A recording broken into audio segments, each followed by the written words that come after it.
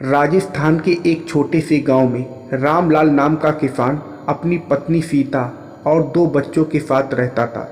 रामलाल मेहनती और ईमानदार आदमी था जो अपनी ज़मीन पर खेती करता था। गांव के बाकी लोग उसे इज्जत से देखते थे क्योंकि वह कभी किसी का बुरा नहीं चाहता था और हमेशा दूसरों की मदद करता था। लेकिन समय बदला और खेती का काम मुश्किल होने लगा। बारिश का कोई भरोसा नहीं रहा। कभी बहुत ज़्यादा बारिश होती तो कभी बिल्कुल नहीं। रामलाल की फसलें तबाह हो गईं और उसकी हालत दिन पर दिन बिगड़ने लगी। गांव में एक ठाकुर साहब भी रहते थे जो बहुत अमीर थे और उनके पास बड़ी ज़मीन जायदाद थी। ठाकुर साहब को सिर्फ अपने पैसों से मतलब था और गरीबों की मदद करने में उन्हें कोई दिलचस्पी नहीं थी। उन्होंने रामलाल को कई बार अपने खेत और ज़मीन गिरवी रखने की सलाह दी थी, लेकिन रामलाल ने कभी इस बात पर ध्यान नहीं दिया। एक दिन रामलाल की हालत इतनी खराब हो गई कि उसके पास अपने परिवार को खिलाने के लिए भी अनाज नहीं बचा। मजबूरी में उसे ठाकुर साहब के पास जाकर कर्ज मांगना पड़ा। ठाकुर साहब ने कहा, रामलाल, कर्ज तो मिल जाएगा, पर इसके बदले में तुम्हें अपनी ज़मीन गिरवी रखनी होगी। रामलाल के पास और कोई रास्ता नहीं था। उसने सोचा कि जब फसल अच्छी होगी तो वह कर्ज चुका देगा और अपनी ज़मीन वापस ले लेगा। समय बीता और रामलाल ने अपनी मेहनत जारी रखी। वह रोज़ाना सूरज उगने से पहले अपने खेतों में जाता और रात के अंधेरे तक काम करता, लेकिन इस बार भी कुदरत ने उसका साथ नहीं दिया। बारिश समय पर नहीं हुई और फसल फिर से बर्बाद हो गई। रामलाल का कर्ज बढ़ता गया और अब ठाकुर साहब ने उस पर दबाव डालना शुरू कर दिया। एक दिन ठाकुर साहब ने रामलाल को अपने हवेली बुलाया। उन्होंने कहा, रामलाल, अब तुम्हारे पास सिर्फ दो ही रास्ते हैं, या तो तुम अपना कर्ज चुका दो या फिर अपनी ज़मीन से हाथ धो लो। रामलाल की आंखों में आंसू आ गए। उसने ठाकुर से थोड़ा और वक्त मांगा, लेकिन ठाकुर साहब ने साफ इनकार कर दिया। हार कर रामलाल ने अपनी ज़मीन छोड़ दी और मजबूरी में ठाकुर साहब के खेतों में मजदूरी करने लगा।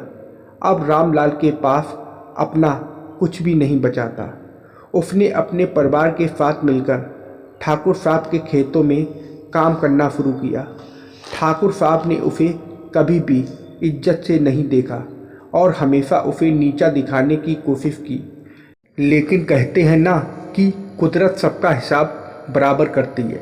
कुछ महीनों बाद गांव में एक ऐसी बाढ़ आई जिसने पूरे इलाके को तहस नहस कर दिया।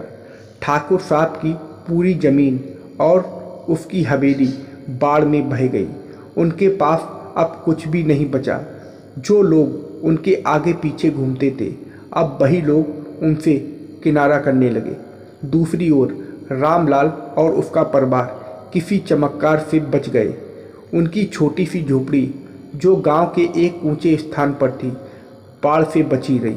रामलाल ने कभी किसी का बुरा नहीं सोचा था, इसलिए लोग उसकी इज्जत करते थे और गांव वालों ने उसकी मदद भी की। धीरे धीरे रामलाल ने अपने पैरों पर फिर से खड़ा होना शुरू किया। ठाकुर साहब अब गरीब और बेबस थे। वह उसी रामलाल के पास मदद मांगने आए जिसे कभी उन्होंने नीचा दिखाया था। रामलाल ने बिना किसी द्वेष के ठाकुर साहब की मदद की। उन्होंने कहा, ठाकुर साहब, ये कुदरत का इंसाफ है। हम अपने कर्मों का फल पाते हैं, चाहे वो अच्छा हो या बुरा। आप जब ताकतवर थे तब आपने गरीबों की मदद नहीं की, पर अब जब आप खुद मुश्किल में हैं तो हम आपको उसी तरह नहीं छोड़ेंगे। रामलाल के इन शब्दों ने ठाकुर साहब के दिल को छू लिया। वह समझ गए कि जीवन में पैसा और ताकत सब कुछ नहीं होते। असली ताकत इंसानियत और अच्छे कर्मों की होती है। उन्होंने रामलाल से माफ़ी मांगी और अपने पुराने बर्ताव पर पछतावा किया। कुदरत ने रामलाल को उसकी मेहनत और सच्चाई का फल दिया। उसकी ज़िंदगी में धीरे धीरे सब कुछ ठीक होने लगा। गांव के लोग रामलाल की इज्जत और भी ज़्यादा करने लगे और वह गांव का मुखिया बन गया। ठाकुर साहब भी अब समझ चुके थे कि उन्हें जीवन में बदलाव लाने की ज़रूरत है। उन्होंने अपना बर्ताव बदल लिया और गांव के गरीबों की मदद करने लगे। इस कहानी से हमें यह सीख मिलती है कि कुदरत का इंसाफ कभी देर सवेर जरूर होता है। जो इंसान दूसरों का बुरा करता है उसे उसका फल जरूर मिलता है। वहीं जो लोग ईमानदारी और मेहनत से जीते हैं, कुदरत उनके लिए रास्ते खुद बना देती है।